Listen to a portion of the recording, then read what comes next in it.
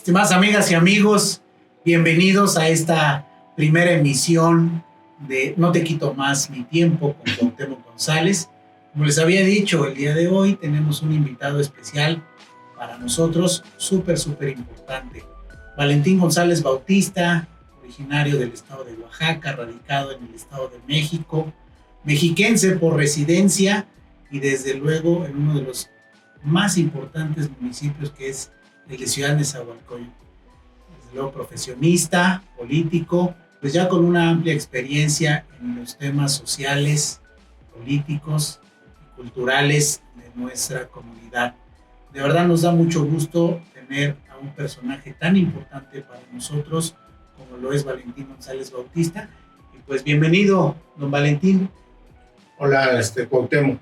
Me da mucho gusto saludarte y agradecerte mucho la invitación para dialogar sobre temas cotidianos que creo que es muy importante que demos a conocer en una charla, pues dar detalles de quién es Valentín González Bautista, de dónde vino, cómo llegó a Nezahualcóyotl, qué ha hecho o qué hizo en los primeros años de su vida, porque son datos que prácticamente no se dan a conocer, son muy escasos y normalmente se van olvidando cuando pudiera ser, creo, lo más importante, porque explican por qué razón estamos en el lugar que estamos actualmente y a qué nos dedicamos.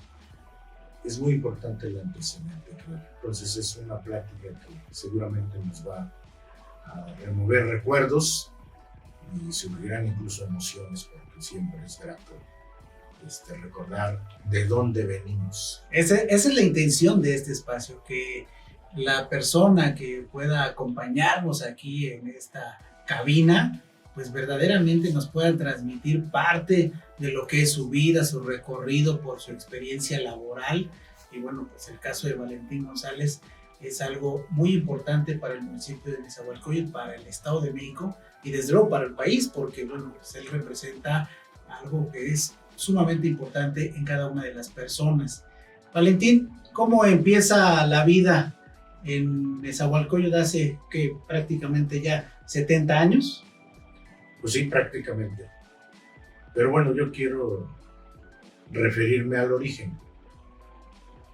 Yo nací un 4 de noviembre del año de 1954 en una comunidad de la Mixteca oaxaqueña llamada San Miguel,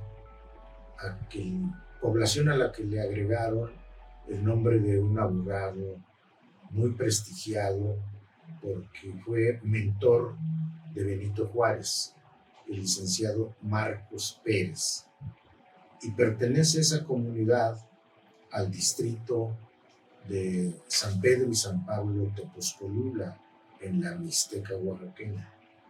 Ese fue mi origen. Y mis padres, con mis hermanas y hermanos, migraron a la Ciudad de México por algunos meses primero y luego, ya en 1955, se establecieron en las llamadas colonias del Exvaso de Texcoco, en la colonia Evolución, donde se estableció la casa familiar. Mis padres, mi madre, de nombre Encarnación Bautista Ramos, y mi padre, Prisciliano González Cruz, tuvieron 7 hijos. El mayor, Bernabé, todos desde luego de apellido González Bautista. La que le sigue, mi hermana Concepción, después Rafaela, un hermano fallecido, después mi hermana Esperanza, después un hermano también más pequeño, fallecido, y yo. Somos 7 integrante de la familia. Todos vivimos en la calle Mexicalcingo de la colonia Evolución.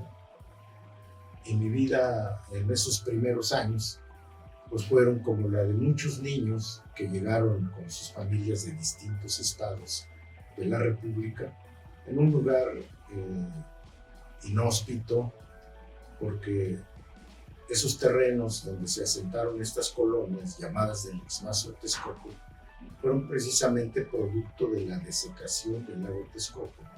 Y era tierra salitrosa, tierra que no tenía vocación productiva ninguna, pero que en temporada de lluvias va por el nivel bajo del terreno, plano, y en temporadas de secas pues se levantaban maneras muy grandes que incluso prácticamente oscurecían la visibilidad. En esos días y en esos años, Valentín era un niño más de los tantos que poblaron estas colonias llamadas del Ixmazo de Texcoco. ¿A qué nos dedicamos? A jugar de viviendas todas precarias, como la propia de la familia González Bautista, pues con madera, con láminas de cartón, con algunos tabiques y piedras con las que se habilitaba la vivienda, porque no había de otra manera. Y prácticamente todos vivíamos en esas características, pero teníamos todo el espacio para correr, para brincar, para divertirnos con los juegos que nosotros mismos habilitábamos y con nuestros juguetes que nosotros mismos construíamos. Entonces, fue una vida que yo recuerdo muy agradable, muy bonita, porque todos los niños que vivíamos ahí, pues prácticamente éramos una hermandad, no había diferencias de que fuera de una u otra familia, todos salíamos a jugar los mismos juegos, todos nos llevábamos bien, no había armonía, no había muros, todos, era el espacio para nosotros. Es una infancia muy bonita, sí con muchas carencias, con muchas limitaciones, porque todos teníamos la misma característica. Pues nuestras familias venían, la mayor parte de ellas, del campo, venían de ser campesinos, que su actividad pues eran las labores agrícolas, y que al llegar aquí pues se enfrentaron a una vida completamente distinta. Entonces tuvieron que hacer esfuerzos y sacrificios muy grandes para poder darnos una vida pues con los elementos básicos para poder sobrevivir. Una familia migrante con estas características que comenta, ¿cómo se ganaba la vida en ese entonces? ¿Cuál era la principal actividad? Porque a final de cuentas, pues como comentas, vienen del campo, ¿no? Sin experiencia tal vez laboral en otras actividades. ¿Y cómo es que una familia migrante de prácticamente 9 integrantes, salvo las situaciones, cómo sale adelante en una tierra inhóspita? Porque entendemos que Nezahualcóyotl en la década de los 50 pues, ni existía, para empezar, ¿no? Era parte de otro territorio, pero ¿cómo esta familia migrante salió adelante? Sí, es correcto. Las colonias que menciono pertenecíamos al municipio de Chimalhuacán. Nezahualcóyotl como municipio no existía en ese tiempo, pero mi padre se dedicó a diversas actividades de comercio. Tenía que ir a buscar el ingreso mediante la dedicación de vender cosas. Yo recuerdo que una y otra vez por temporadas se dedicaba a una actividad o a otra. Iban a comprar a la merced productos como fruta, principalmente verduras, y en la esquina ahí de la casa, que repito, no había ni siquiera el trazo de las calles, se ponía pues unas tablas y ahí se podían vender. En otras salía él a comercializar productos. Recuerdo que comercializó, vendió estos artículos de material que era utilizado, no existía el plástico, pero sí las tinas, las cubetas, que eran de lámina, y que él, me acuerdo, cargando las tinas y cubetas, recorría las casas para irlas a vender. También recuerdo que en un momento dado salía a vender gelatinas por una temporada, que por cierto yo aprendí la elaboración de las gelatinas siendo muy niño, y también me dediqué un tiempo a vender estas gelatinas, construyendo una charola con triplay y fabricando estas gelatinas que también le daba yo a vender a mis amigos para que mediante una comisión ellos salieran a vender también. Entonces, pues me dediqué igual a estas actividades. ¿Cuánto costaba en ese entonces una gelatina? Pues no recuerdo, pero sí, tal vez 10, 15 centavos, 20 máximo. No era muy caro para esa época.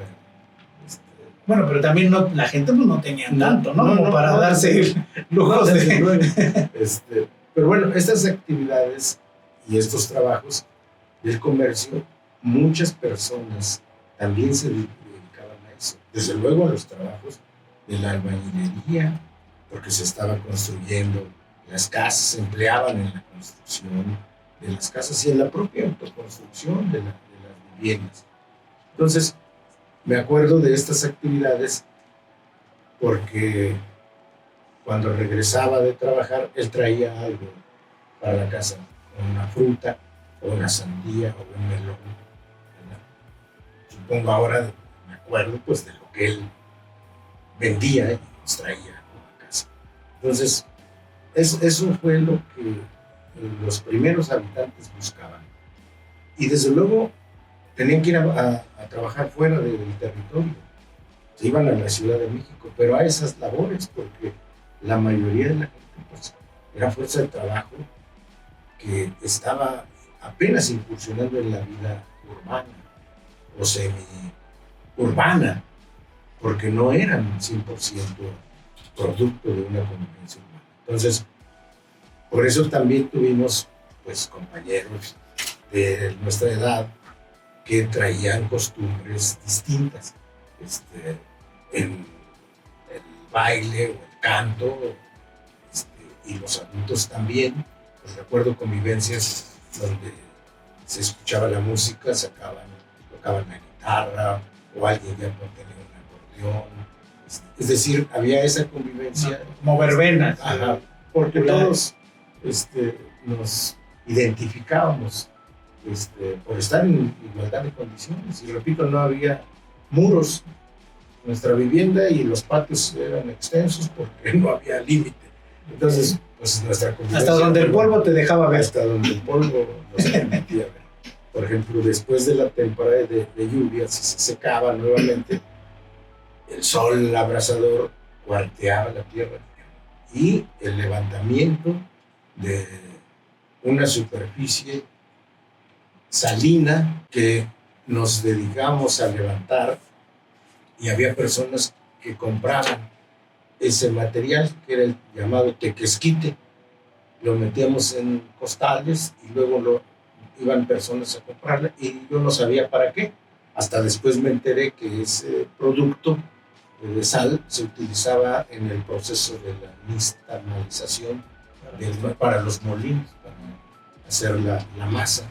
Entonces, pues nosotros hacíamos todo lo que nos pedían y nos orientaban en esa época los mayores para hacer algo. Pues esas eran nuestras actividades, todos los niños de mi edad, a eso nos dedicamos. Y la educación, pues la recibimos de manera muy precaria, muy difícil.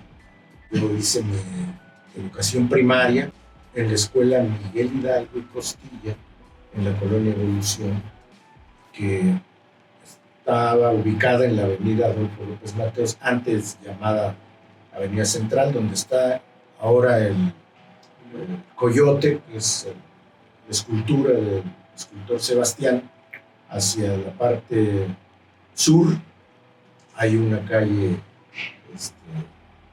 que se llama Escalerillas. Bucareli, Bucareli. y a unos cuantos metros, no exactamente en la esquina, ahora está un centro de atención comunitaria que se llama Ponciano Arriaga. En ese terreno, en ese espacio, estaba construida con madera, techos de lámina, en los primeros salones de la escuela Miguel Hidalgo. Ahí cursé primero y segundo. Después, ya terminada la construcción de una escuela en la misma colonia Revolución, curso ya el tercero, cuarto y quinto año. Y luego paso a terminar la educación primaria en la Escuela Constitución de 1857 en la colonia Porfirio Díaz, que es también colindando con la colonia Evolución.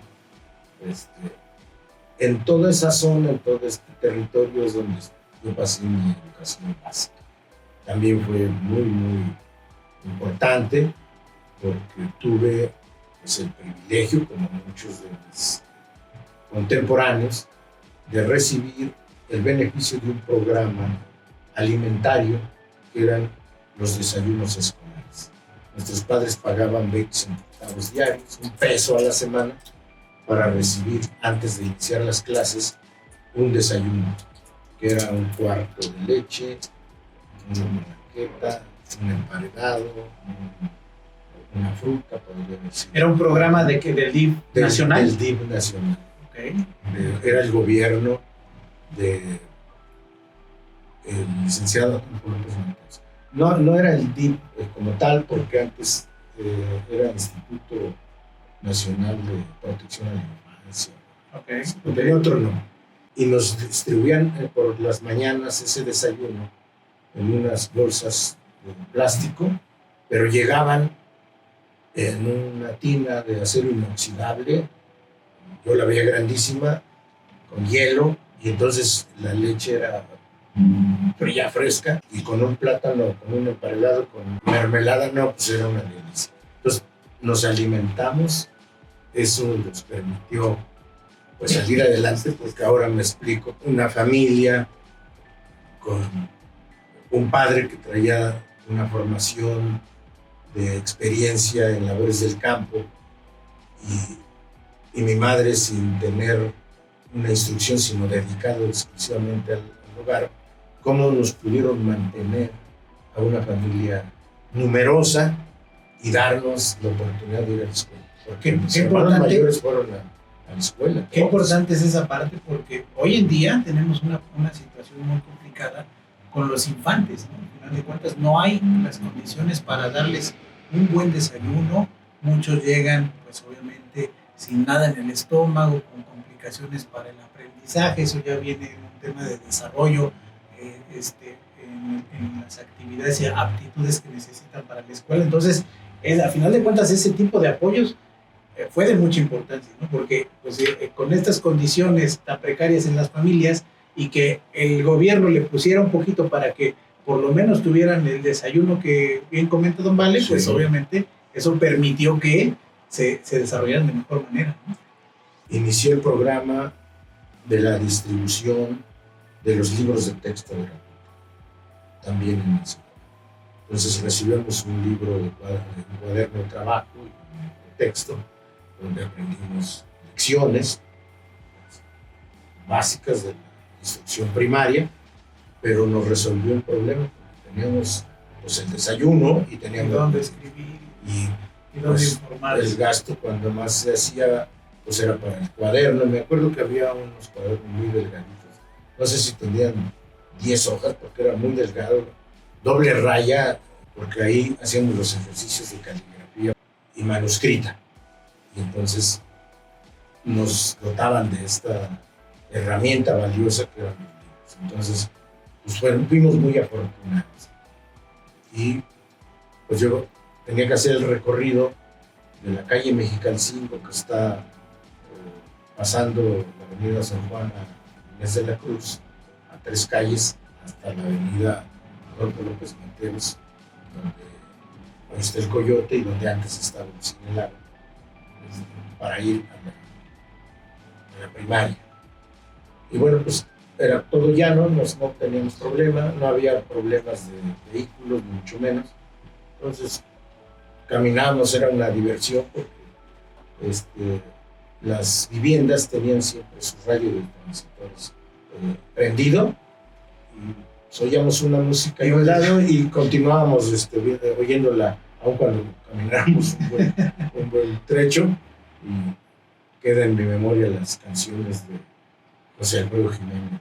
Y en esa época de niñez, siempre como niños hay algo que nos molesta, que nos hace enojar, porque nuestros padres pues nos obligan, o a lo mejor no tanto nos obligan, sino nos hacen ver que tenemos responsabilidades o otras cosas. ¿Hay algo en la memoria de Valentín González de esa infancia que digas, también cómo me molestaba esa parte, o que me pues, mandaran a hacer cosas específicas? Claro, sí, hay. Como comenté, pues nuestra convivencia era muy bonita entre los muchachos de la misma edad, y entonces pues siempre teníamos al alcance un balón ahí ponchado, pero lo utilizábamos para patear la pelota, y ya nos pasábamos, supongo, horas, y yo me acuerdo que pues en la casa ocupaban para algo o consideraban que ya era demasiado tiempo que yo estaba fuera, entonces me gritaban y yo escuchaba que me gritaban porque, repito, no había muros, pero todos procedíamos igual, seguíamos jugando, y bueno, pues, hasta que nos llegaban por atrás con una vara y pues teníamos que obedecer porque no había otra, y eso se repetía constantemente. Y sí, claro, pues nos interrumpía el juego cuando más emocionante estaba, ¿no? La competencia ahí llanera. Me recuerdo una anécdota porque entiendo a los niños cuando hacen un berrincho, cuando se enojan y no miden consecuencias. Cuando estaba más emocionante el juego, me gritaban, me llamaban porque tenía que ir a algún mandado. Y una ocasión me mandan a comprar el petróleo en un botecito que no sé si era de 3 o 4 litros, era de aceite porque de ahí decía móvil, y era un bote para petróleo. Y la petrolería estaba pues pasando la Sor Juana, con unas 4 o 5 calles más adelante hacia el poniente, y eso me enojaba. En una ocasión me enojé tanto que, dando la vuelta a la casa, tiré el bote y me lo fui pateando, ¿no?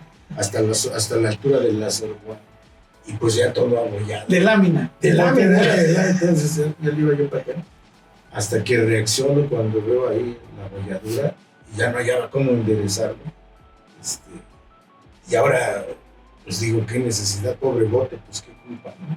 Pero era una manera de desquitar el coraje de que me hayan interrumpido y que me hayan mandado ya en la tarde, como si no era una hora tan acostumbrada, ¿no? Pero bueno, eso no se me olvida, por una situación ahí de arranque pues visceral de niño, destruyendo el bote con el que teníamos que llevar. ¿Se agujeró el bote o no? No, afortunadamente no, pero sí, cuando regreso, pues, por más que le echaron el petróleo, no se arregló lo deforme que quedó. Y entonces, pues, no me dijeron nada, afortunadamente. Yo creo que entendieron que sí estaba enojado. De ahí salió el de bote pateado, parece bote pues, pateado, ¿no? Sí, yo creo que sí. Bueno, pues son recuerdos que también forman parte, ¿no?, de las vivencias. Es así, todo lo que participamos. Adelantándonos un poquito, unos años adelante, la década de los 70s. Entiendo que Don Vale estudió en el CCH Oriente. Sí, soy de la primera generación del CCH Oriente. Bueno, termino mi primaria en 68 y mi secundaria la curso en la Escuela Jicotenca de la Colonia Metropolitana, tercera sección, la número 10. Por cierto, de esa secundaria estoy enterado de que por lo menos de esa secundaria salimos, egresamos, como estudiantes de secundaria, quienes después llegamos a ser presidentes municipales de Metzingán. Al menos 5. ¿5 expresidentes? Recuerdo, por ejemplo, que ahí estudió el licenciado Viñas Paredes, Gerardo Vizcaíno, también estudió el licenciado Salinas Navarro. No recuerdo muy bien si fue expresidente Luis Sánchez, Víctor Bautista, que me falleció, y yo. Pero hasta donde nos quedamos, habíamos egresado de esa secundaria, estudiantes que después ocupamos esta gran responsabilidad de conducir los destinos de este gran municipio. Antes de pasar a lo de la instrucción bachiller, tengo yo un dato que concursaste en una dinámica de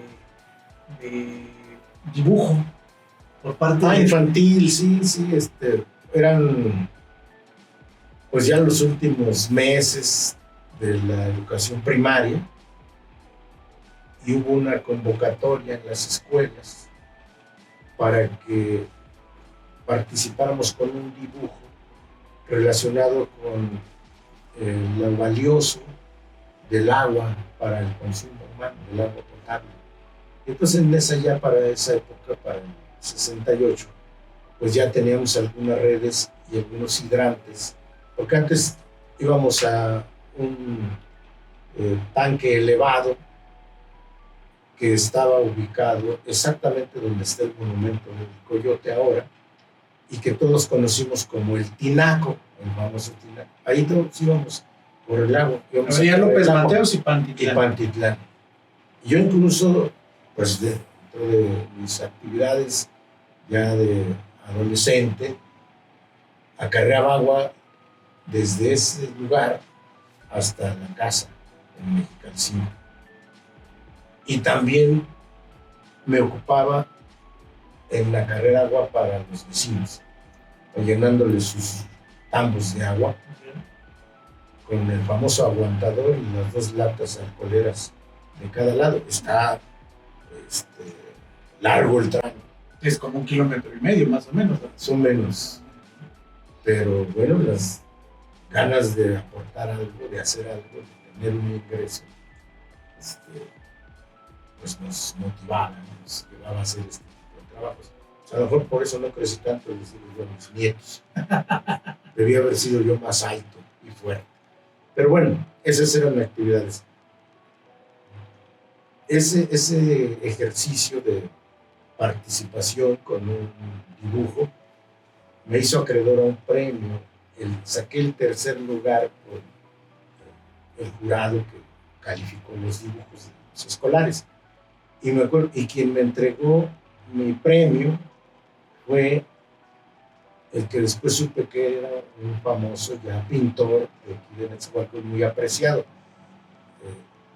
Tacho, el pintor de Neza, Anastasio Álvarez, que pintó un mural que se colocó en el antiguo edificio del Palacio Municipal. Estuvo muchos años ahí. Hoy está ese mural en la Casa de la Cultura de la Cuarta Avenida. Y fue muy grato después enterarme de que quien colaboró conmigo siendo presidente municipal yo de 97 a 2000 en el área del desarrollo urbano fue el arquitecto Armando Álvarez Reyes, y él fue pues hijo de quien fue este pintor muy apreciado en esa. Coincidencias de la vida. Una coincidencia muy, muy agradable. Y después yo me acordé que él fue el que me entregó ese premio. ¿Qué premio fue? Un radio de transistores. Y en ese radio de transistores yo ya escuchaba, mientras estaba haciendo las gelatinas para vender, radio, novelas de esa época. Había una de Chucho el Roto que no nos perdíamos, otra de Felipe Reyes, el amigo del pueblo, y también una que no podíamos dejar de escuchar, que era Calimán. Y el pequeño Solín. Y el pequeño Solín. Entonces, 10, 11 años de edad. Ya tenía 12 años. 12 años. Ya 12 años, ya había salido de la primaria, ya, porque fue los últimos meses ya cuando se dio ese concurso. Lo convocó una comisión que se llamaba Comisión Estatal de Agua y Saneamiento, o sea, es lo que hoy es la CAEM, ¿no?, del Estado. Y bueno, fue una experiencia. Me ha gustado siempre la pintura porque en la secundaria, de los talleres que nos daban, que fue una secundaria también muy importante, de los gratos recuerdos de la secundaria, el edificio muy grande, moderno, muy equipado, me acuerdo, tenía auditorio, tenía sala de música, talleres, un patio enorme que después hasta dio para formar otra escuela, la dividieron y ahí se formó otra escuela. Y de los talleres que nos daban, para decidir en cuál nos debíamos quedar finalmente, pues estaba la de estructuras metálicas, carpintería, electricidad, y entre ellas estaba artes plásticas. Y yo me decidí por artes plásticas. Entonces, pues nos dedicamos a dibujar. Me gustaba mucho. Lamentablemente ya no continué pintando, pero sí me gustó como escolar o estudiante de secundaria esa actividad. Y me recuerdo mucho, con mucho agrado, un maestro que fue para nosotros, para esa generación, y estoy seguro para otras, mientras él estuvo, vital en nuestra formación. El maestro Fernando Flores Medrano, que incluso nos daba clases, extra clase y los fines de semana. Y nos animaba y nos hizo que participáramos en actividades culturales y deportivas, declamación, oratoria, pintura, actividades como básquetbol, fútbol, las carreras, hacía competencias entre los alumnos de los distintos grados. Un maestro extraordinario. Nos motivó, no siendo de aquí porque no eran vecinos de San Antonio, de la Ciudad de México, pero venían a hacer una extraordinaria labor. Con verdadera vocación. Vocación extraordinaria, muy importante la labor. Y en ellos pues, cimentamos, yo creo, pues, el rumbo que después íbamos a tomar, porque nos formaron con valores y nos hicieron ver lo importante que era tener educación. La secundaria tenía una biblioteca muy grande, desde luego nuestra cooperativa extraordinaria, una secundaria muy importante para todos los que cursamos ahí.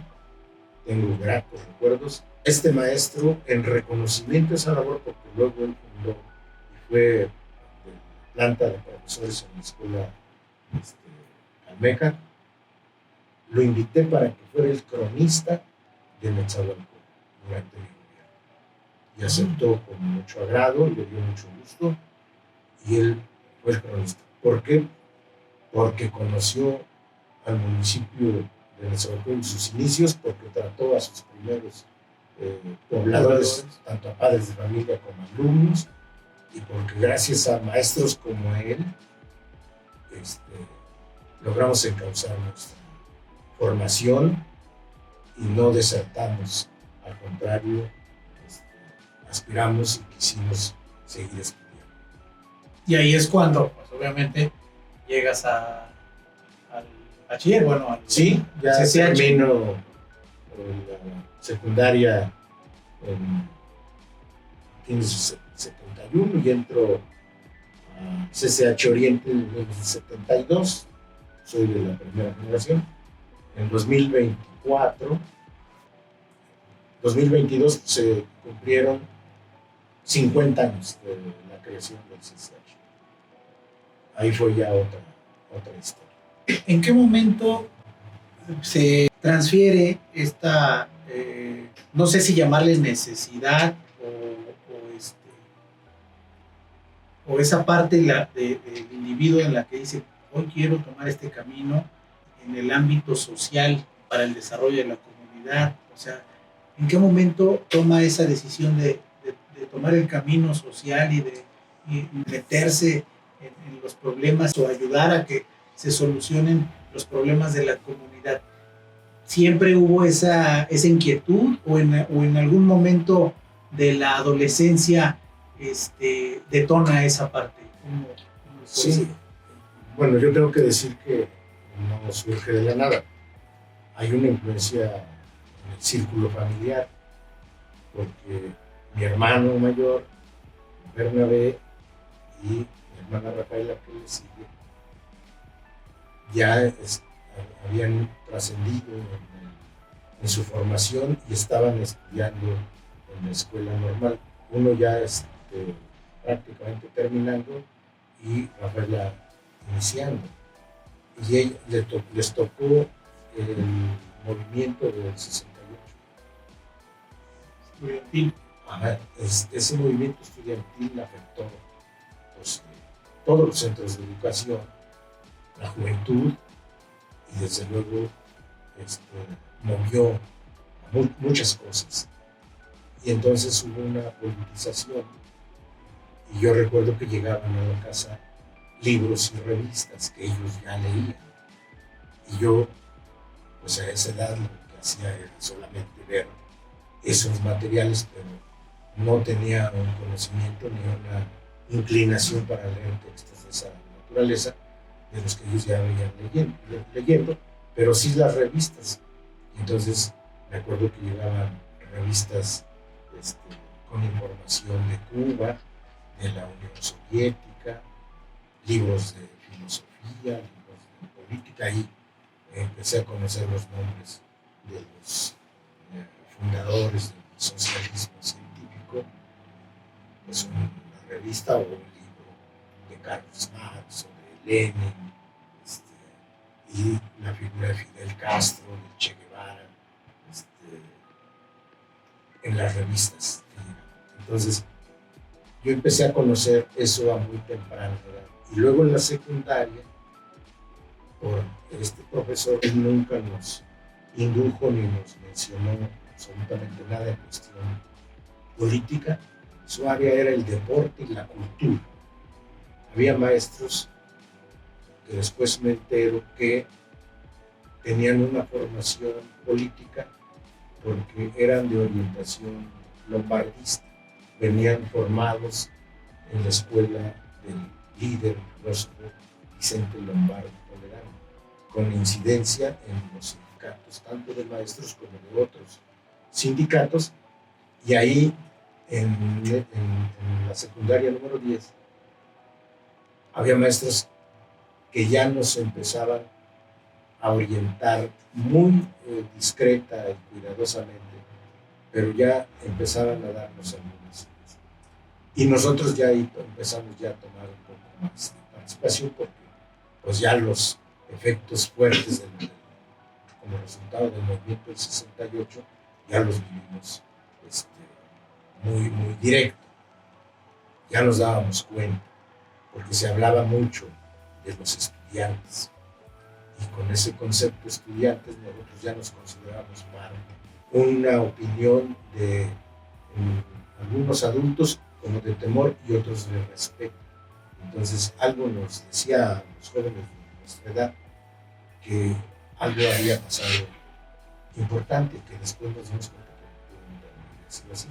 Y ahí empecé a recibir en la secundaria otros amigos y yo, 2 o 3, tengo gratos recuerdos, nos seguimos viendo, revistas donde ya nos estaban induciendo a leerlas.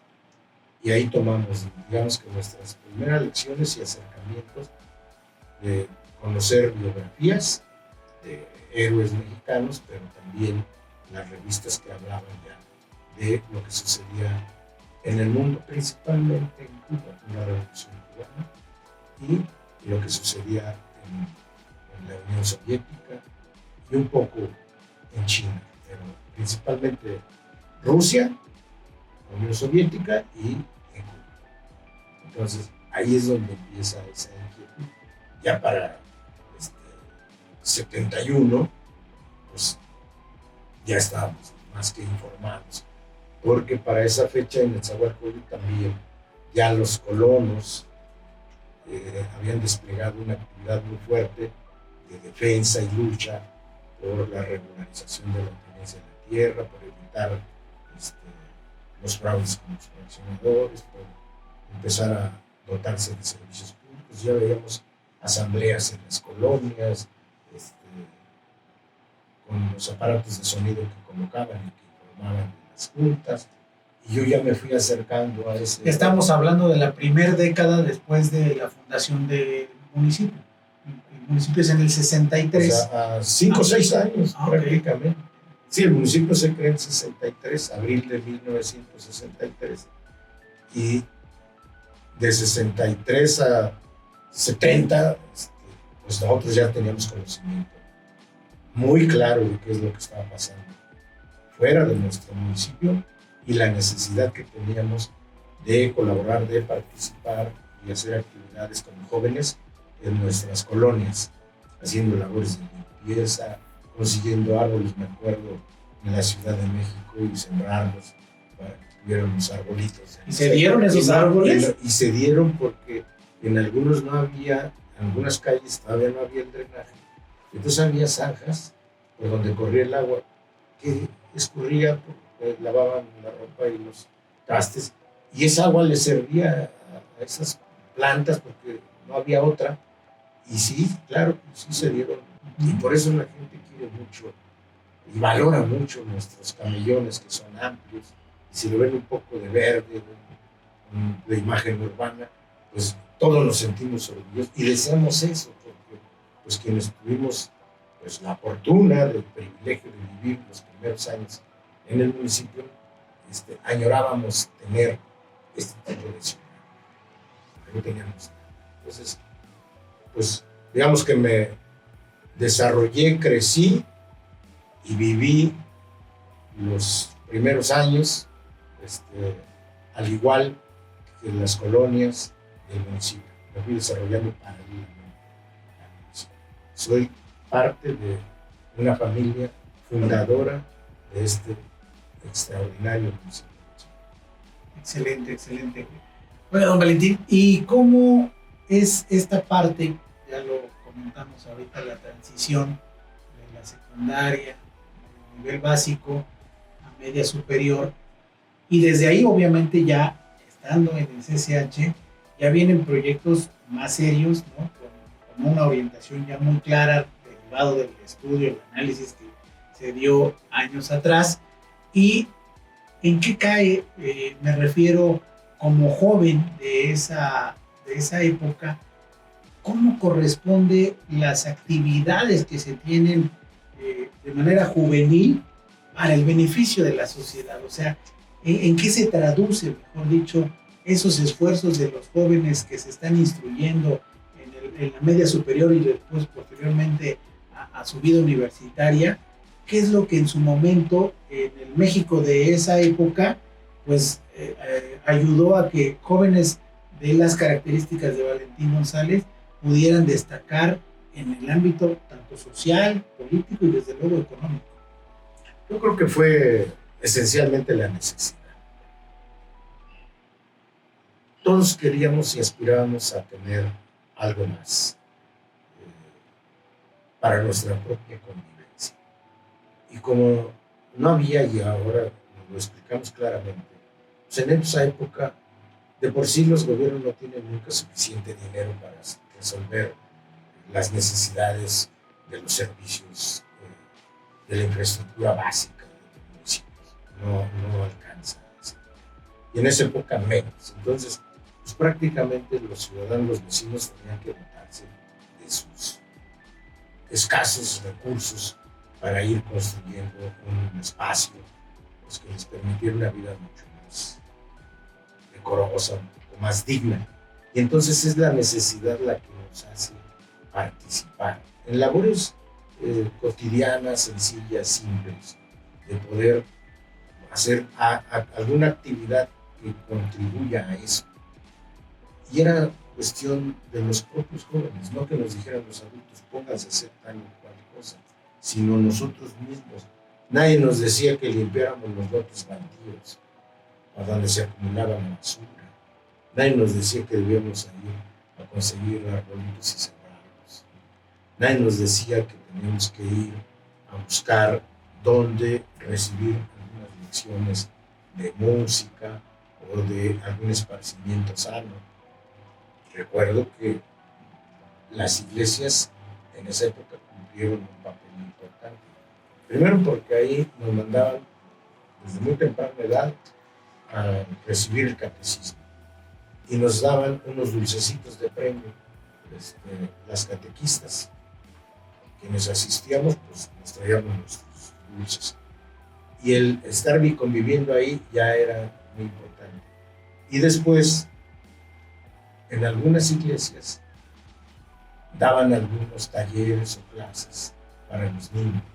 Les enseñaban a tocar la guitarra o a hacer un coro, y ahí íbamos a buscar esos espacios y lo recibían bien. Entonces, cuando nos dimos cuenta de que era necesario tener espacios adecuados para nuestra propia convivencia, para nuestros propios juegos, pues nosotros mismos nos habilitábamos, nos limpiábamos, emparejábamos el terreno. Y luego de ahí, para evitar el encharcamiento, pues ya buscábamos y acudíamos con la autoridad municipal, no para que pavimentaran, sino para que le dieran una emparejada a las calles que a veces eran intransitables. Y el hecho de lograr que una máquina motoconformadora le diera una nivelación a una calle donde uno pasaba todos los días, y que se viera más o menos parejo, ya para nosotros era un logro, era una gran hazaña, y eso nos llevaba a otra cosa. Y entonces, desde muy temprana edad, yo me agrupé con mis iguales para crear un grupo juvenil que le llamamos Ricardo Flores Magón, Club Social y Cultural. Allí en la Colonia Evolución, con mis compañeros, y ahí estudiábamos y hacíamos juegos de toda naturaleza, y empezamos a leer literatura, poesía, declamación, ajedrez, damas chinas, todo lo que los jóvenes. Y de eso después al fútbol, ya en equipos para la competencia en la misma colonia y en otras colonias. Y fue una vida en todas esas etapas muy, muy bonita. Y en todas aprendimos. Y ya más adelante nos fuimos responsabilizando de cosas mucho más importantes para la comunidad. Y eso nos fue llevando y nos fue demostrando que si uno es parte y colabora, contribuye, pues se logran las cosas. Entonces aprendes que con tu participación, y más si te unes y te organizas, pues se logran las cosas. Entonces, pues yo creo que esa fue la ruta, el camino. Y luego, ya con más información, con más claridad en conceptos, en ideas que recibimos ya en el CCH, pues se nos esclareció más. Sí, entendimos que era importante participar, que el individuo es esencial para los cambios, para lograr modificar el estado de cosas donde te toca vivir. Y si quieres que haya avance y progreso, tienes que participar. Y los jóvenes somos los que tenemos en esa época las mejores condiciones para aportar. No hay límites y no hay forma en que no te des el espacio, el tiempo. Puedes tener una actividad laboral, puedes estudiar, puedes hacer deporte, puedes divertir, todo lo podemos hacer casi al mismo tiempo porque tienes toda la energía, toda la fuerza para poder hacer. No hay forma en que te puedas cansar y por eso haces tantas cosas. Después, con el paso de los años, reflexionas y dices, ¿cómo era posible que hiciéramos tanto casi al mismo tiempo y que nos fuéramos involucrando en cosas cada vez más importantes y que te diera el tiempo para hacerle todo? Y entonces, yo creo que los jóvenes no deben desaprovechar esa edad de privilegio que tenemos los seres humanos, el periodo de la juventud. Si no aprovechas en ese espacio de tiempo, después vienen ya otras tareas, otras responsabilidades que te puede quedar la sensación de ¿por qué no lo hice? ¿Por qué no? Yo me acuerdo, no había, como ahora veo por todos lados, gimnasios, ¿no? Áreas donde puedes correr. Nos fabricábamos nuestras propias pesas con botes y le echábamos cemento y un tubo ahí de fierro y una varilla. De desperdicio. Y con eso, y las competencias para correr en el llano. No había forma. Aquí no había nada en el municipio. Para poder tener un área deportiva teníamos que ir hasta la calzada Zaragoza, ahí frente al Peñón hay un deportivo que se llama La Cascada. Era lo que nos íbamos caminando y de paso subíamos el cerro del Peñón y también había un balneario ahí, creo que ya lo rehabilitaron nuevamente, que es el balneario Elba, y ahí aprendimos a meternos al agua y a nadar, no ahogarse en el verano caluroso, porque sufrimos lo extremo de la temperatura. En el invierno eran heladas. Yo me acuerdo todavía que al otro día amaneciendo, la cubeta o la tina que se quedaba con agua, la capa de hielo que se formaba por la baja temperatura. Y el calorón, con la época de verano, pues ni dónde cubrirse. Por eso pues todos andábamos calcinados por el sol, con la cara y manos cuarteadas. Y luego el salitre que volaba, pues y a veces pues, no tenías que ponerte. Mi madre nos ponía en la cara y en las manos, ponía a derretir la cera de las veladoras y con eso nos ponía y nos botaba para evitar la cuarteadura porque pues estaba enterrado. No. Hoy en día, la responsabilidad para que en los jóvenes de la actualidad pueda haber ese detonante de preocupación por mejorar sus condiciones de vida, ¿de quién depende? ¿De la familia, del gobierno o del joven mismo? Yo creo que del joven mismo, si pone atención en quiénes lo rodean, que es su núcleo, primero la familia, y luego su comunidad, su entorno. Y si quiere contribuir para que eso cambie, se modifique. Es esencialmente el individuo. Claro, el medio influye, porque siempre, como yo menciono, si yo no hubiera tenido a lo mejor al profesor o a los maestros o en la primaria que nos explicaron qué significaban las palabras que componen las estrofas y el coro del himno nacional, cómo lo cantas sin saber.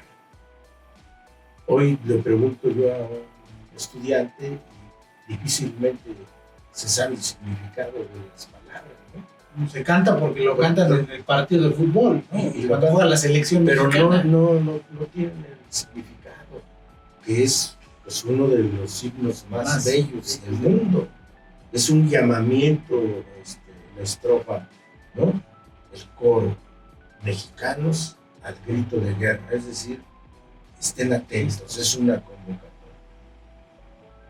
el acero Aprestad. El acero pues, es la espada, Aprestad pues, es tomar, el bridón pues, es la montura, ¿no? El caballo, ¿no? Entonces, si nos explicaron eso los maestros, uno entendió por qué era ese llamamiento patriota. Entonces nos infundieron en nuestras primeras lecciones de civismo pues, el amor a la patria y desde luego la veneración a nuestros héroes nacionales, quienes también fueron niños y jóvenes y que sin embargo hicieron hazañas como Hidalgo, la guerra de independencia, como Morelos. Entonces, eso es lo que yo creo que en los jóvenes debe no perderse para que sean los promotores, los propulsores de los cambios. Está en la juventud. Esa es, yo creo que la labor. Es que uno de los problemas principales de la sociedad es que ahora ya todo lo queremos de manera inmediata, o sea, todo lo queremos práctico, ya hecho, ¿no? Entonces, y la verdad es que las condiciones también se prestan mucho para tener prácticamente todo resuelto. Pero creo que lo esencial es, pues, ¿dónde está la estabilidad emocional como persona, como individuo, que te va a permitir tener mejores condiciones en el núcleo principal que es la familia, ¿no? Donde se desprende el tema de poder lastimar de cualquier manera a los niños, a las mujeres, a los propios hombres, ¿no? A los adultos mayores, porque no tomamos esa conciencia de responsabilidad, que es lo que bien decía aquí don Valentín, decir, hoy estoy en este momento aquí y estas son mis necesidades como individuo, como familia y como comunidad. Las identifico, qué es lo que debo de hacer para verdaderamente llevar a flote los problemas, resolverlos. Desde luego no lo vamos a hacer de manera individual, pero sí tenemos que tener esa conciencia de responsabilidad hacia los problemas y verdaderamente darles una solución. Y la solución, como bien dice, a lo mejor está trillado, está en nuestras manos. El tema es que, pues aunque lo tengamos en las manos, no lo utilizamos, no hacemos, no tomamos esa espada, no nos subimos a ese caballo y no cabalgamos hacia una solución que verdaderamente le pueda funcionar al individuo, al núcleo familiar y desde luego a la comunidad. Pues Valentín González Bautista, muchísimas gracias.